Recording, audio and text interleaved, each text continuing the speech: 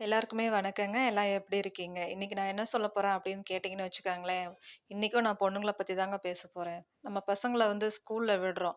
ஆனா ஸ்கூல்ல போயிட்டு பசங்க ஒழுங்கா தான் வராங்களா அப்படின்றது நம்மளுக்கு தெரியுமா? நெறைய பேரண்ட்ஸ் வந்து ஸ்கூல்ல போய் கூப்பிட்டுக்குவாங்க, விடுவாங்க. நான் வந்து கூப்பிட்டுக்குவேன், விட்டுக்குவேன். ஆனா வந்து அவங்களால கூப்பிட முடியாத பேரண்ட்ஸ்லாம் வந்து அவங்க வந்து வேலை தான் அப்படின்னு சொல்லிட்டு வேலைக்கு போயிடுவாங்க. ஆனா அந்த புள்ளைங்கலாம் வந்து நடந்து வருது பார்த்தீங்களா? அதுலலாம் சேஃப்டியே கிடையாது. வீட்டுக்கு வந்துட்டா மட்டும் தான் நெஜம். வீட்டுக்கு வரலைன்னா நீங்க என்ன பண்ணுவீங்க? அதனால நம்மளுக்கு வேலையும் முக்கியம் தான். அத விட நம்ம வேலைய விட நம்ம புள்ளைங்களும் நம்மளுக்கு ரொம்ப ரொம்ப முக்கியம். அதே மாதிரி புள்ளைங்களுக்கு வந்து டெய்லியுமே வந்து உங்க புள்ளைங்க கிட்ட வந்து நீங்க பேசுங்க. என்ன பண்றாங்க? ஏது படிக்கிறாங்க? என்ன பிடி சார் என்ன பண்றாங்க? ஏதாவது ஒண்ணு கேட்டுக்கிட்டே இருங்க. ஏன்னா வந்து நம்ம புள்ளைங்க மேல நம்ம கண்ணு இருந்துட்டே இருக்கணும். புள்ளைங்க என்ன பண்றாங்க? ஏது பண்றாங்கன்னு நம்ம வாட்ச் பண்ணிட்டே இருக்கணும்.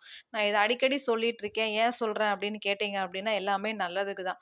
ஏன்னா நம்ம சொல்லிக் குடுக்குற ஒரு சின்ன சின்ன விஷயமும் நம்ம பிள்ளைங்களுக்கு வந்து ஒரு ஹெல்ப் பண்ணும். ஒரு இக்கட்டான சூழ்நிலையில இருந்து நம்ம பிள்ளைங்கள வந்து காப்பாத்துறதுக்கு உதவியா இருக்கும். இப்ப வந்துட்டே இருக்காங்க. ஸ்கூல் விட்டு வந்துட்டு இருக்காங்க.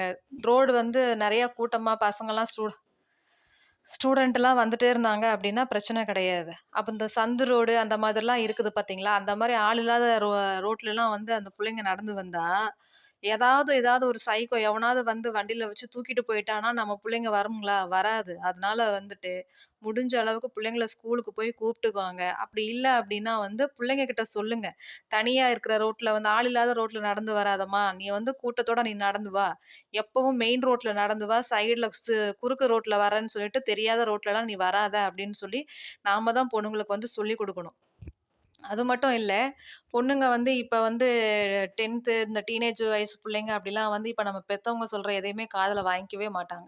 அவங்களுக்குன்னு தனியா ஒரு உலகம் இருக்கும். அவங்க மட்டும் தான் அந்த உலகத்துல இருக்கிற மாரி அவங்க நெனப்பாங்க. நான் வந்து என்ன சொல்றது, இந்த வயசுல எல்லாம் இருக்க தான் செய்யும். நான் வேண்டான்னு சொல்ல கிடையாது. ஆனா வந்து நம்ம நம்ம எந்த அளவுக்கு சேஃப்டியா இருக்கோம் அப்படின்றது ரொம்ப ரொம்ப முக்கியம் பொண்ணுங்கள பொறுத்தவரைக்கும். பொண்ணுங்களுக்கு எப்பவுமே சேஃப்டிங்கிறதே கிடையாதும்மா. நான் உங்களுக்கு நேரடியாவே நான் சொல்றேன்.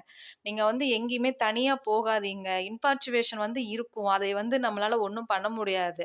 நீங்க வந்து உங்க பாய் ஃப்ரெண்டுட்ட வந்து நீங்க பேசிக்கோங்க. அதெல்லாம் வேண்டான்னு சொல்ல கிடையாது. ஆனா அவங்க கூப்பிட்டாங்கன்னு சொல்லி, அவங்க கூட நீங்க தனியா போகாதீங்க. ஃபோன்ல பேசாதீங்க. ஃபோன்ல பேசினாலும் WhatsAppல பேசாதீங்க. WhatsAppல பேசினாலும் வீடியோ கால்ல பேசாதீங்க.